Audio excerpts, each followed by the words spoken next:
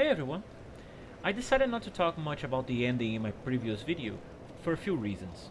The DLC was still brand new and I wanted to keep spoilers on that video to a minimum, and I was still coming to grasp the ending itself. If it was good, if it made sense in a lore perspective.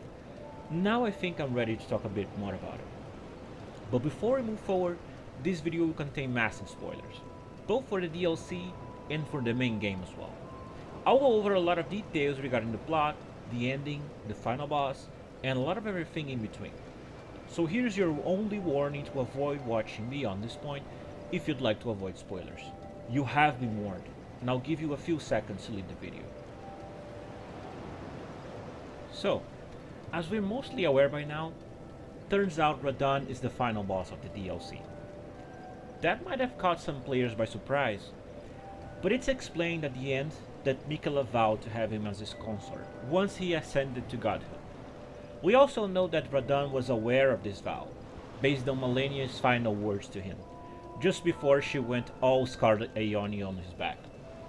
But what we do not know is if he ever agreed to any of it, either in the past or right now. It's heavily implied that that's not the case. Despite Radahn also being known for his kindness and compassion, he's also moved by pride, which made him fight ferociously during the Shattering, in order to take control of the lands between. Doesn't make much sense for someone who would rather spend his entire life fighting to accept being the lord of an age of compassion, where people would simply be charmed and forced outside of any possible conflicts. We can even see it in Radahn's eyes. During the whole encounter, they're always with this gold-colored glow, suggesting that he has been, in fact, enchanted by Miquella. So Miquella is imposing his will on Radahn. It's a foreshadowing of what Miquella's age will be. Compassionate and peaceful, yes. But forced compassion and peace is still tyranny. You're still taking away free will from living beings. Which means that Miquella is now a straight up villain, an irredeemable character that's running everything with his own way of saving the world. Just like his mother. We entered the realm of shadow thinking he could actually be a hero, a savior. Even though our character was never charmed by Miquella, we as players are trapped in a way in an enchantment of sorts, or rather a bias, based on what we knew about Miquella as a character previously. I mean, let's be honest, did you ever look at that first teased image for Shadow of the Erdtree and thought for sure that, oh, that's Miquella the final boss? No.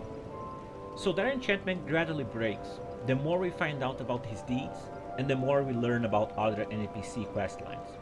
Just like the enchantment he placed on most other characters break when he discards his Great Wound in order to ascend to godhood. So there is a clear foreshadowing to Miquella's villainy, and in the end, they retroactively explain why he chose Radahn as his lord. All set, done deal, right? Except, what if I told you there was another candidate? What if I told you that there was another demigod who was also kind and powerful, but one who prioritized diplomacy rather than just fighting to the end?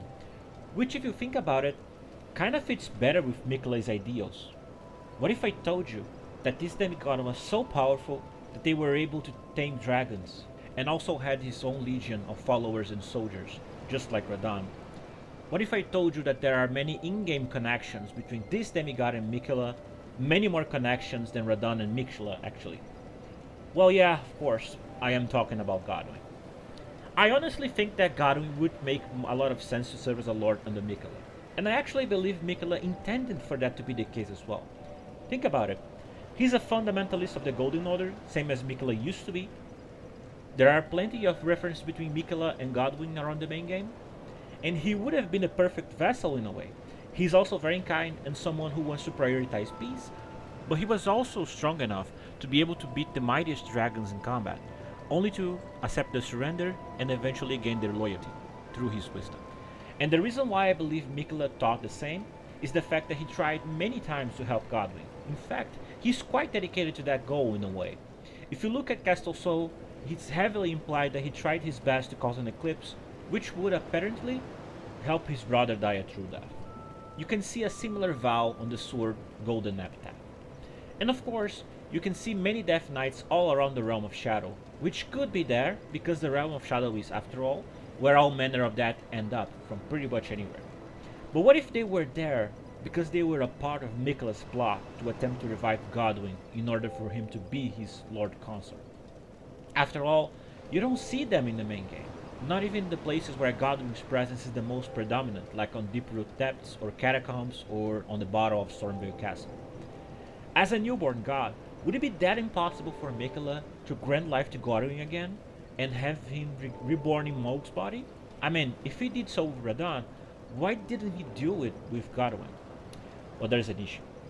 According to the description of the secret Right Scroll, our Lord will usher in a god's return, and Lord's soul will require a vessel. See the problem here? Godwyn no longer has a soul. His soul died alongside Rennie's body in the Night of the Black Knives, so that Rennie could escape the control of her two fingers and the Golden Order as a whole. So there's nothing from Godwyn that Miquella can use to bring him back, except maybe his body, which honestly would have been cool to see. Miquella fusing compassion with death in order to bring eternal harmony in living death. That actually would be pretty awesome, but I digress. Upon finding the secret Right Scroll, Miquella gave up on bringing Godwyn back, as he knew he could not do it without his soul. So instead, he asked his sister Malenia to find Radahn and convince him to make good on his old vow, one that Radahn likely had no interest in being a part of anymore, considering that they fought to nearly both of their deaths. And since Malenia was unable to completely kill Radahn, Miquella used Mohg and his Mohgwyn dynasty to try and find suitable warriors that could finish the job so that he could have used Radahn as his lord. And yes, Mohg was a part in all this, although unwillingly. He was enchanted by Miquella, same as Radahn in the end. And Miquella needed a suitable body for his lord, since Radahn's original body was consumed by the Scarlet Rod. So in summary, that's what I think happened. Miquella vowed to Radahn that he would be one day his lord. Radahn might have agreed, but decided not to go forward with that later, or maybe he never agreed in the first place. Seeing that Radahn didn't have any interest, Miquella tried his best to help Godwyn die a true death, so that he could have become the vessel he needed as his lord, but failed in helping him do so. Then, since he learned that without a soul, Godwyn could never have been a candidate to begin with, he had Malenia go and force Radahn to do good on a vow he might have never accepted to begin with. They fought, and neither of them died, which was a problem since Miquella needed Radahn to die and be reborn as his consort. Another problem is that Radahn's body was now consumed with Scarlet Rod, and that's why Miquella had to resort to using Mohg's body, who until now was only a pawn on Miquella, helping him get things done. Flash forward to the events in the game, we learned that we need to kill the demigods in order to become the next Elden Lord, and we kill Radahn and Mohg. Now Miquella has everything he needs for his ascent into Godwyn, which he views as the only way to save the lands between, 1,000 years of forced compassion and kindness, making Miquella the worst tyrant I've ever seen, and truly one of the scariest villains in the history of the lands between. To be honest, when I thought about making this video, I was going to mention how Godwyn would have been a better final boss. But now I realized that it was a biased conclusion. I just wanted some closure to the story of one of the most mysterious yet fascinating characters in Elden Ring.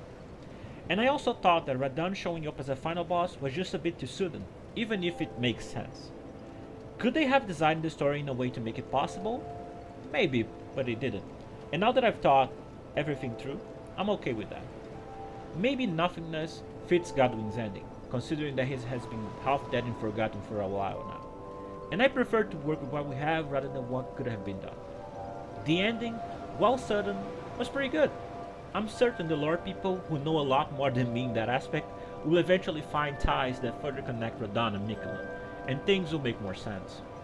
But even if that does not happen now, I'm happy with the ending for what it is. At the very least, Radahn was decidedly a very good pick for a final boss fight gameplay wise. He was a beloved character who was way too epic to just die in a festival. Although it was a surprise, it was very cool to fight him again in his prime, and I'm happy for that at least. So yeah, let me know your thoughts in the comments. A lot of these are theories I came up while researching for this video, so I might be missing a few things, or maybe there are other things I did not mention, and I would love to learn more about them for you. I love this game, and while I still think the DLC is not perfect, it comes very close to it, and I'm really happy to close the book on Elden Ring in such a high note. Thank you so much for watching, and I'll see you guys in the Realm of Shadow.